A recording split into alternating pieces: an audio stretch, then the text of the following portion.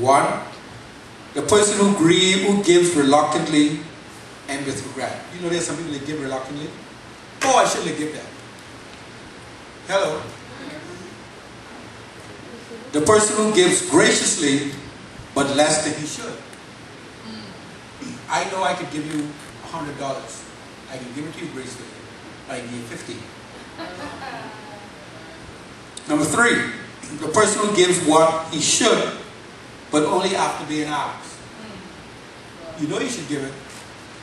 They want to say that to ask for this.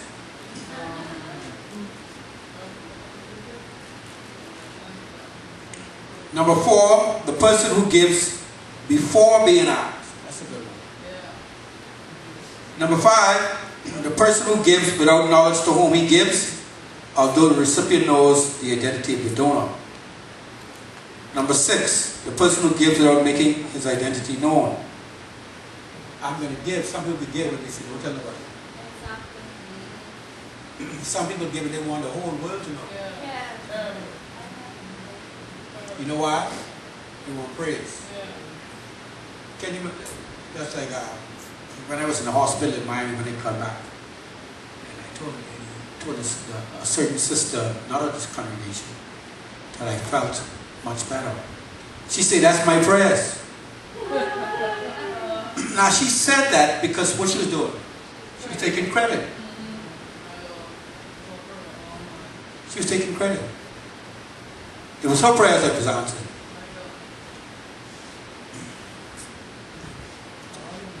The 7th person is the person who gives without knowledge to whom he gives.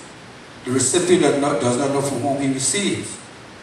And the 8th degree of righteousness is the person who helps another to support himself by a gift or a loan, or by finding employment for that person, thus helping him to become self-supporting. That's a good one, I like that.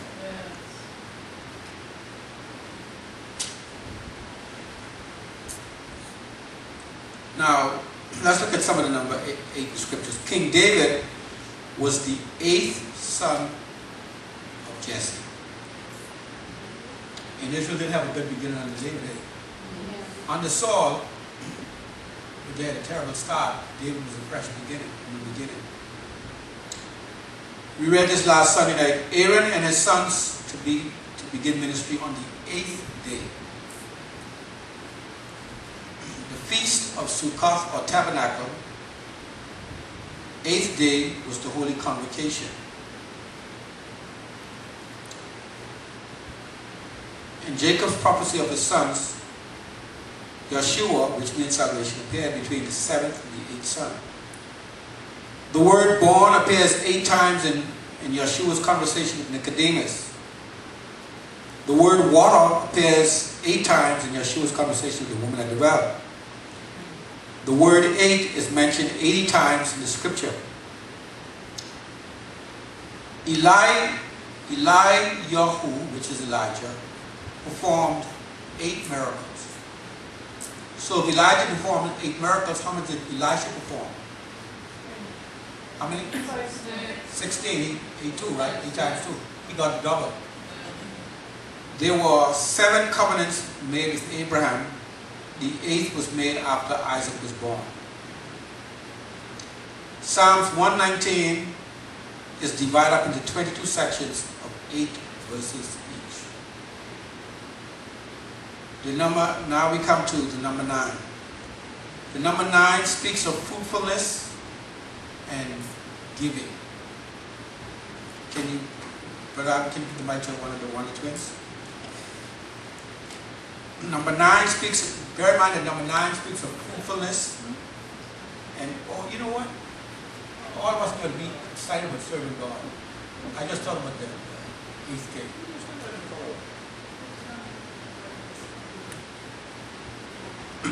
Turn to Galatians chapter 5, 22 to 23. The number 9 paints a picture of bearing fruit and giving. And let's look at 2 examples. Galatians chapter 5, verse 22 to 23. And let's count them and see how many we get. 22. But the fruit of the Spirit is love, joy, peace, patience, kindness, goodness, faithfulness, gentleness, and self-control. How many?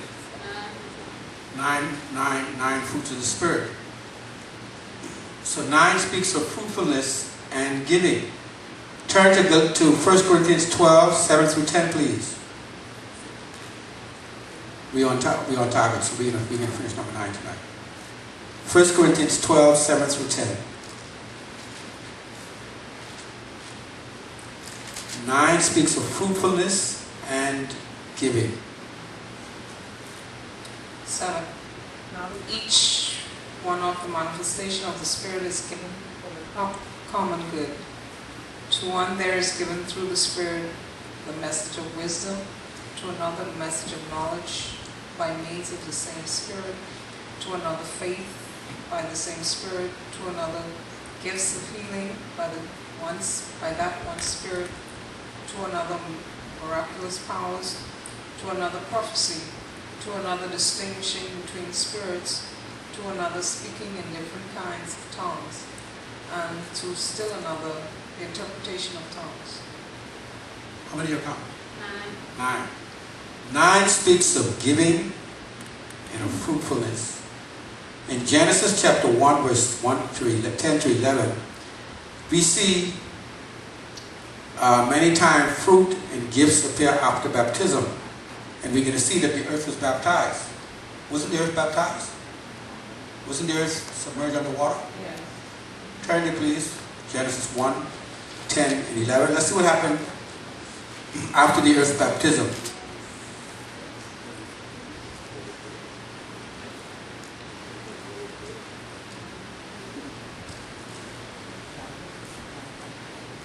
Genesis 1, 10 and 11. 10. And God called the dry land earth, and the gathering together of the waters called he seas. And God saw that it was good. And God said, let the earth bring